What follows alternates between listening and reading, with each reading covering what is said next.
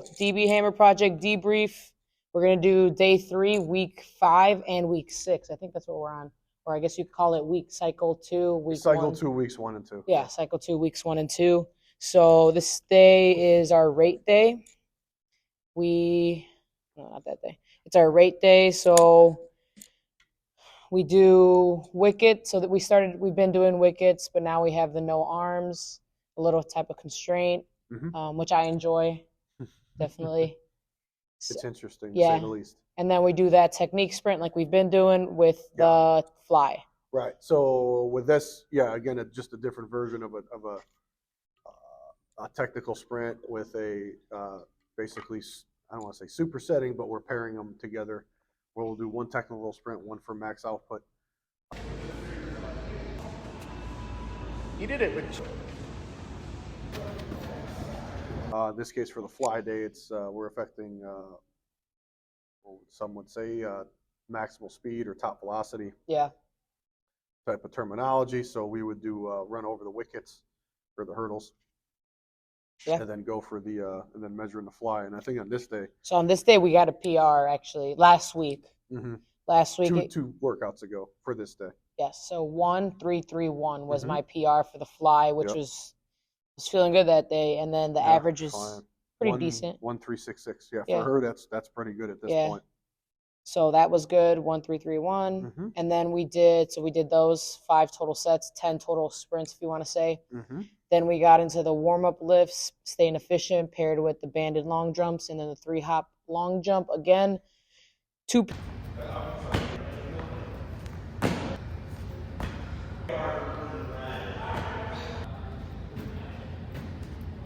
PRs there. One with the average 87.8, which last that with the red band. Yeah, with the red band. So last time it was 84.6. Wow.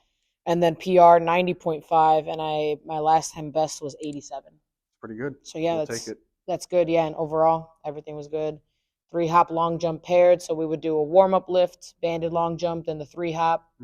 Always putting our test lifts in there as I like it too. In a conjugate program, we always have that explosive block I call it. Yeah, so that was around average. I think so. I had a 7, 7-3, 7. Yeah, I had to do the average. Yeah, that one was pretty good. All right, and then the main block there we had was the reactive split squat, which you can see with the tsunami bar, which I'm sure there was a bit of a learning curve on that one. That day, I don't even think you've ever done that exercise. I've done the split squat drop, but not with a tsunami. Like bar. that? Yeah, like in that style. Okay, so a little bit of experience, but with the tsunami. With a tsunami, that threw me. Changes it. I was like. So for those who don't know what the tsunami bar is, you may have seen it on the videos or the shorts that she puts out, but the bar essentially is whippy, and when you drop it or lower it fast, the plates bend. Right. Watch split. Watch the feet. Right. Yeah, they'll even bend if you go slow, but the whole point of it is, when you were a little kid and you have one of those scales that's a dial. So think of Louis Simmons called this virtual force. When you jump up on that scale, it goes winds way the heck up, and it says 400 or 500 pounds or whatever. Oh, that's what I weigh. Yeah, but for an instant, and then it winds back. So effectively, think of that virtual force coming down into that instant, and you got to pop right out of it and try to reverse it. And I'll put a little video in there. In this case, it's just going back from to the athletic stance. So in this one, you would be athletic stance, drop split, boom, back to athletic stance. But that one this was a day where I was trying to get used to it. So we did just 6 reps, so 3 reps per side. And then we paired that with single leg low box jumps, and it's going to be knee high off the trampoline. Right. So 2 ways you can do that, either off the floor, or we use the trampoline. For us, the trampoline, again, trying to have that overspeed effect when she can get used to hitting that foot on the ground and getting that overspeed effect to channel it into that upward energy. Yeah.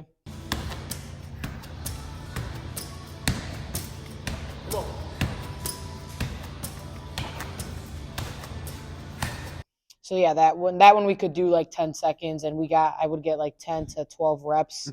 That one was a lot better last week. So that we did that for 4 sets. That opening week wasn't bad. Given a lot of those exercises were new. Yeah, that was 4 sets only though, because we had a technical drop off. I was getting, you could tell, a little fatigued. Yeah, fatigued. The high speed, the rate, the neuro rate stuff. especially going into that 10-second range. It's not easy. It's not easy. Yeah. So yeah, that was pretty good. Then we got up to 70 there. Then we went to the accessory block, which I really enjoyed. Actually, was the flywheel You RDL. enjoyed this? Yeah, I did. This one I enjoyed. Flywheel RDL looks fun. Yeah, that one's fun. And then See that thing really shooting her down. That's what we want. Keep working. and that with the trampoline run. So Oh. that one, yeah, that one, and then Reflex.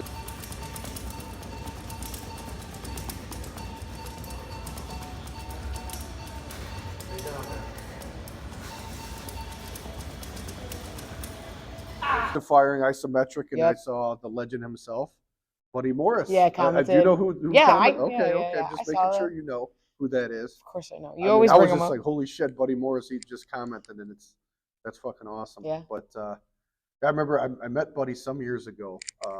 He probably doesn't fucking remember me for shit, but that's fine.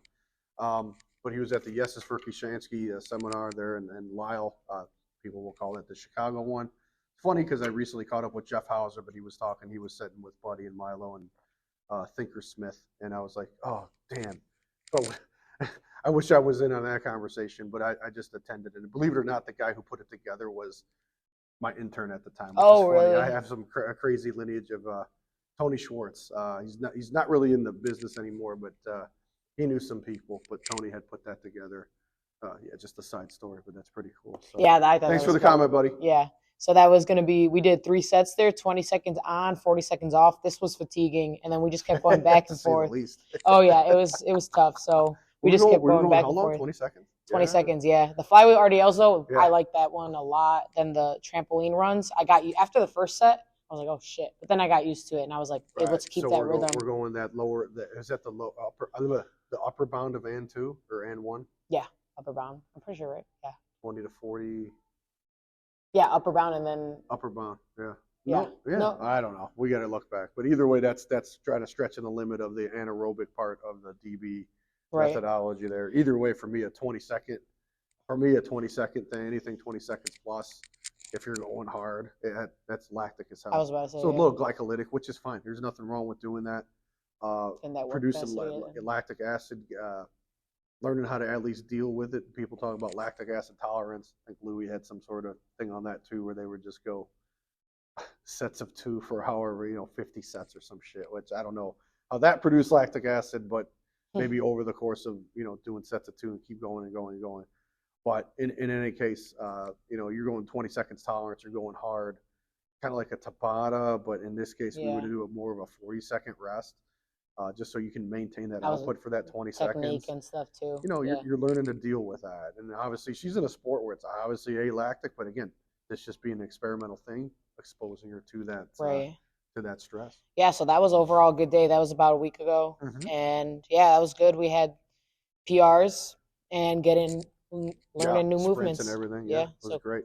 Cool. And then Are we fast forwarding to yes, today? so now today, a week later. Okay, so let's preface this with saying, like, let's just say she would last week a lot fresher state Yeah, I was a You lot fresher. I had like had- 2 days or 3 days of like no lower body. of nothing, right? Yeah, so Okay. So in this case, you didn't have that luxury. You had 45 minutes of I was bullpen a lot. Yeah, effective bullpen. Yeah, catching in the bullpen, not Yeah. pitching. So she obviously conveniently told me that about halfway into the sprints, and I'm like, why the fuck? Because I'm like, why the fuck are you so slow today? So again, we talked about this before. There are she doesn't like using the word good or bad. It's just like one day was just she produced better results, if you can say. Yeah. Today was just kind of like one of those ones where you just punch the clock. slower and go day. with it, Yeah, you right? gotta show up every day. Still, Right. though, So she hit in contrast of your 3.31 yeah, fly sprint. The best of today was a 1.386. The first one. So the first one too. quite a bit slower. And in terms of a fly sprint, that is quite a bit slower. And then we hit, I think we hit all the way down to like 1.408, which for her, she's been blowing past that, which was surprising. And I'm like, why the fuck are you so slow? She goes, well, maybe catching. She goes, maybe catching bullpen yesterday for 45 minutes didn't help. I go, maybe. Maybe. So the way the way I kind of saw it or explained it, when you're down in that, catchers are down here in this low position, and they're sitting basically on their tendons and their joints, right, for however long, and you're just squatting down and whatever. But you're always in that constant extreme joint angle. Yeah. You're kind of deadening your reflexes, especially in your hips, knees, and ankles. So in order to uncoil out of that, or to be more reactive at the top, doing that for 45 minutes, it's tough to be fast. Because if you look at the history, there was some catchers in Major League Baseball, and when they were fast, if they kept catching, they got slower. Obviously, they were just slow, or they found another position. Like Craig Biggio started out his career catching for the Astros, but he was a pretty fast on a base pass. So I think they ended up making him a middle infielder to preserve his speed. There's a few other stories. I just remember Biggio because those old Astros would destroy the Cubs, and everybody destroys the Cubs. But anyways. But yeah, so just a slower day today. Yeah, that's just my thought process behind it, why that could be. Yep. Again, she's a catcher, the tools of ignorance, as they call it. And that's kind of what happens with the speed stuff. Then we moved on to the same set with the split jump.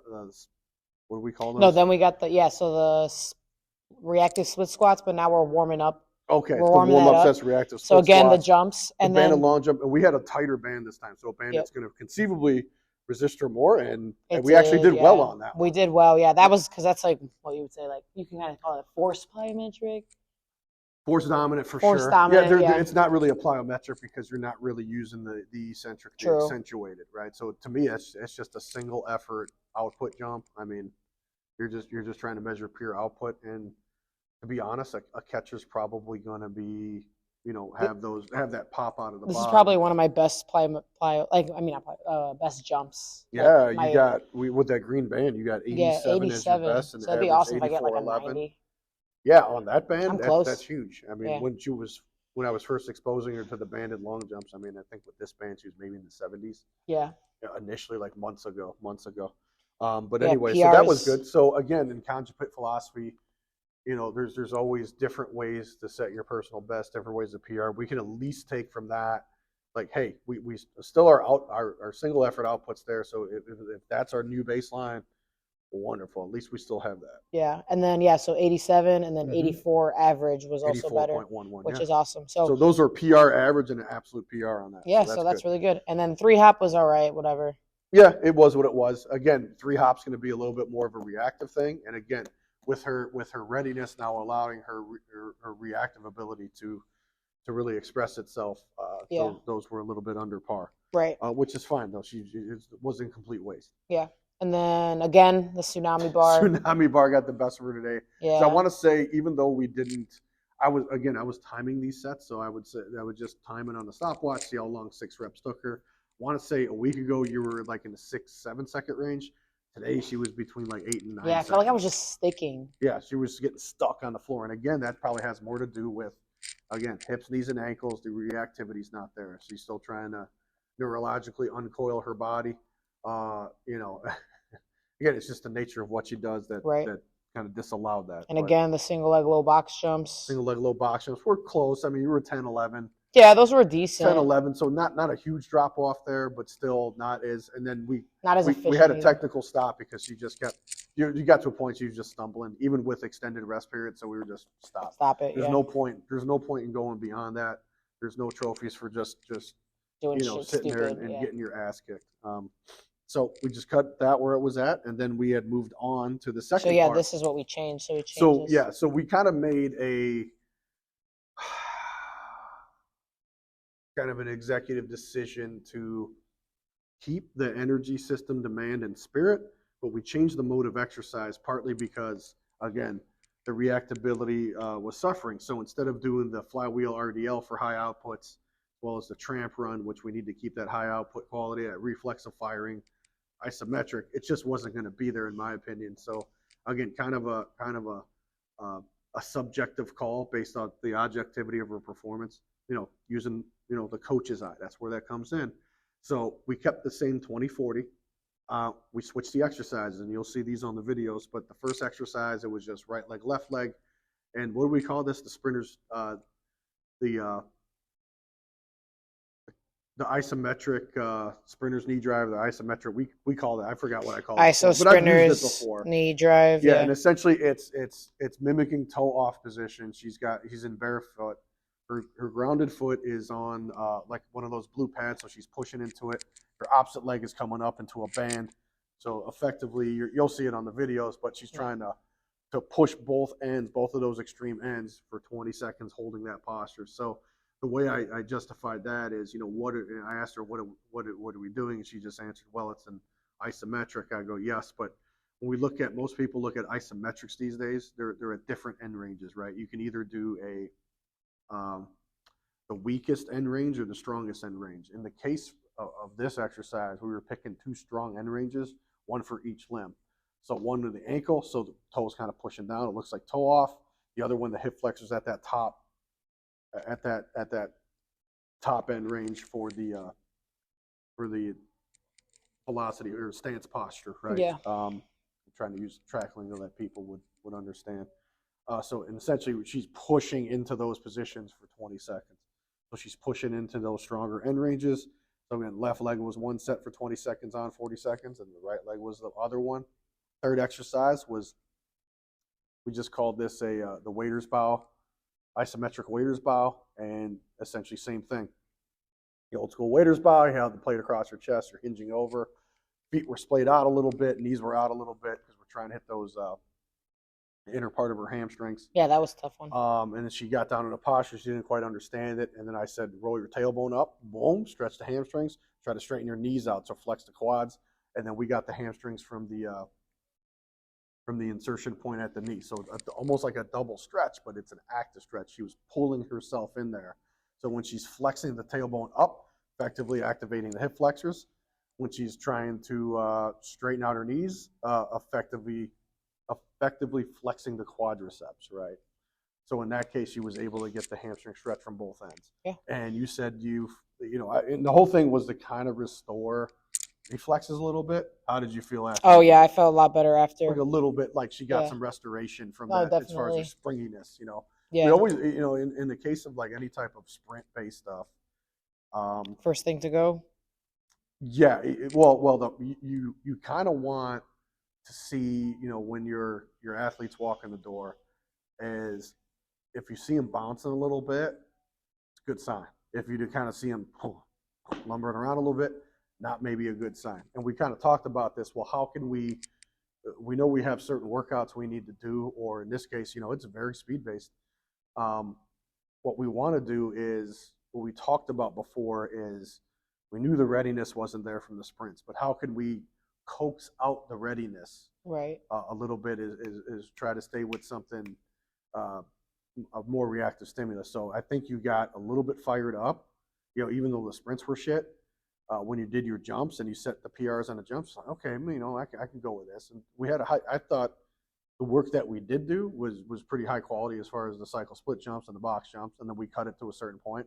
And then this was like, okay, instead of like continuing on, the beat down, essentially, the reactive ability wasn't there. We went to a restoration method, but again, a strength restoration method. Yeah. In this case, it allowed her to get some bounce back. Now Yeah. she'll have some, I think, tomorrow off. Tomorrow, just upper body. Tomorrow's our upper body oriented workout, and then you'll have practice later.